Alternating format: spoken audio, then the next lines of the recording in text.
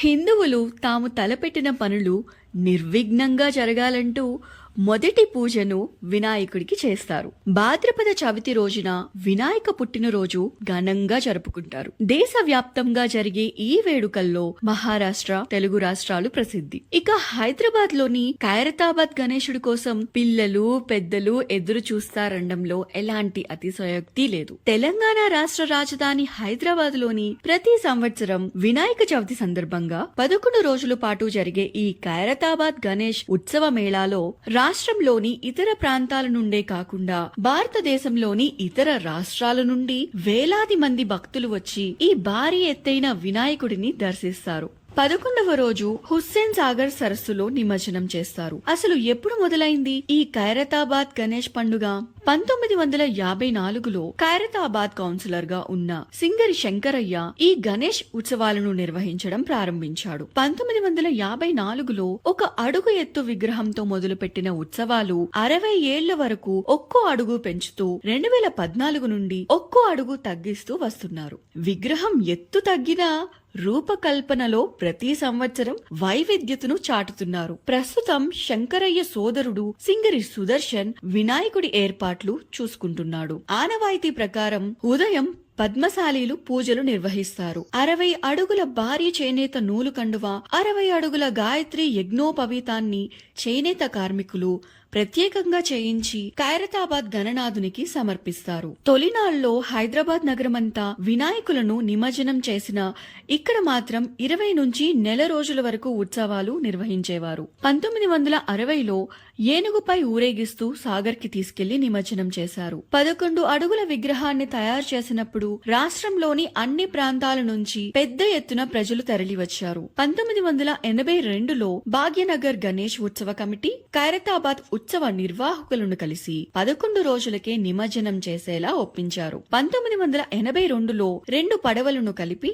వాటిపై విగ్రహాన్ని హుస్సేన్ సాగర్ మధ్యలోకి తీసుకెళ్లి నిమజ్జనం చేశారు. ఇక్కడ మొదటి నుంచి లడ్డు ఏర్పాటు చేయడం అనే సాంప్రదాయమే లేదు. 2011లో కాకినాడ సమీపంలోని తాపేశ్వరానికి చెందిన సురిచి ఫుడ్స్ నిర్వాహకుడు మల్లిబాబు 500 కిలోల లడ్డూను గణపతి చేతిలో ఉంచారు. ఓసారి వినాయకుడిని వాహనంపై ట్యాంక్ బండకు చేర్చి నిమజ్జనం చేసేందుకు క్రేన్ రాకపోవడంతో నెల రోజుల పాటు ట్యాంక్ బండ్ పై ఉంచారు. 1983లో సినిమాల్లోనూ ఖైరతాబాద్ వినాయకుడు కనిపించాడు. కళా తపస్వి కె విశ్వనాథ్ దర్శకత్వం వహించిన సాగర సంగమం చిత్రం షూటింగ్ కోసం నటుడు కమల్ హాసన్ ఒక రోజంతా చిత్రీకరణలో పాల్గొన్నాడు.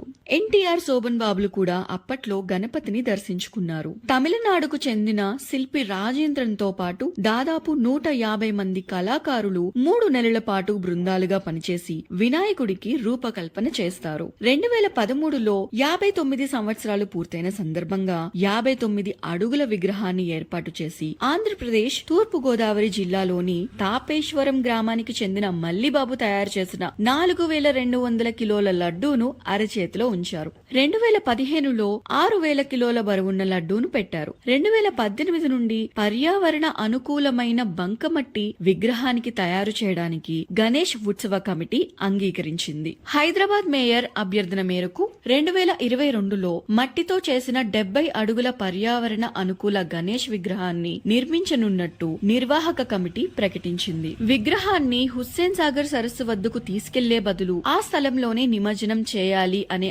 ఆలోచన చేస్తున్నట్టు కమిటీ పేర్కొంది.